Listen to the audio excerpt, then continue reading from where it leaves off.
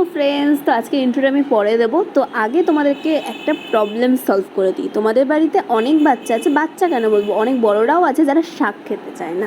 তাদেরকে এই রান্নাটা জাস্ট একবার করে তুমি খাওয়াও, দেখবে বাচ্চা থেকে বড় সবাই একদম চেটে পুটে খাবে। ভাত হোক, গরম গরম রুটি হোক, কিন্তু খেতে কিন্তু দারুণ লাগে এই রান্নাটা। বেশি উপকরণও না, আবার বেশিক্ষণ সময় লাগে না, মাত্র কিছুক্ষণের মধ্যেই কিন্তু তৈরি হয়ে যাবে এই রান্নাটা। তো রান্নাটা এবার আমি বলে দিই। কলমির শাক দেখতেই পাচ্ছ, আর কাঁচা আম। তো কাঁচা আম দিয়ে আজকে তৈরি হবে কলমির শাকের তরকারি। তো ইন্ট্রোটা আমি দিয়ে দিই। তো welcome back to our channel always Tandipa. তো আজকে এই রান্নাটা দেখতে গেলে কিন্তু পুরো ভিডিওটা স্কিপ না করে দেখতে হবে। আর যারা আমার চ্যানেলে আছো, তারা যারা আমার চ্যানেলে নতুন আছো, তারা চ্যানেলটিকে সাবস্ক্রাইব করতে একদম ভুলো না। তো দেখতেই পেলে কলমির শাকটাকে কিন্তু মামি এখানে কুচি করে কেটে নিয়েছে। তো এবার তেল গরম হতে দিতে হবে কড়াইয়ে। তেলটা গরম হয়ে আসলে কিন্তু দিয়ে দিতে হবে কালো জিরা আর কাঁচা লঙ্কা ফোড়ন, আর কিচ্ছু ফোড়ন না। এই রান্নাটা একদম সহজ উপকরণ দিয়ে হয়, বা কিছু কিনে আনতে হয় না এক্সট্রা কিছু, শুধু কলমির শাক আর কাঁচা আম, নুন, হলুদ, চিনি থাকলেই কিন্তু হয়ে যায় এই রান্নাটা।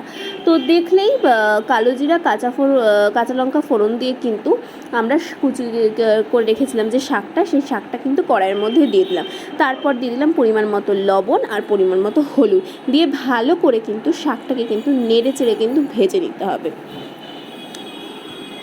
এই রান্নাটা তোমরা অবশ্যই বাড়িতে একবার ট্রাই করে আমাকে জানাবে তোমাদের কেমন লাগলো খেতে। আর তোমাদের বাড়িতে যারা শাক খায় না, তাদেরকে অবশ্যই এই রান্নাটা করে খাওয়াও, আর আমাকে কমেন্ট করে জানাও তারা এটা খেয়েছে কি না। তো যাই হোক, এবার দেখো শাক, তোমাদের সাথে গল্প করতে কিন্তু শাকটা ভাজা হয়ে গেছে। তো এবার কাঁচা আমগুলো যে কেটে রাখা হয়েছিল, সেই কাঁচা আমটাকে কিন্তু এবার দিয়ে দিতে হবে।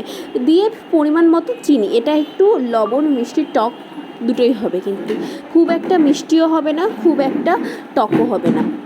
তো পরিমাণ মতো চিনি দিয়ে এবার আম আর শাকটাকে কিন্তু ভালোভাবে কিন্তু ভেজে নিতে হবে।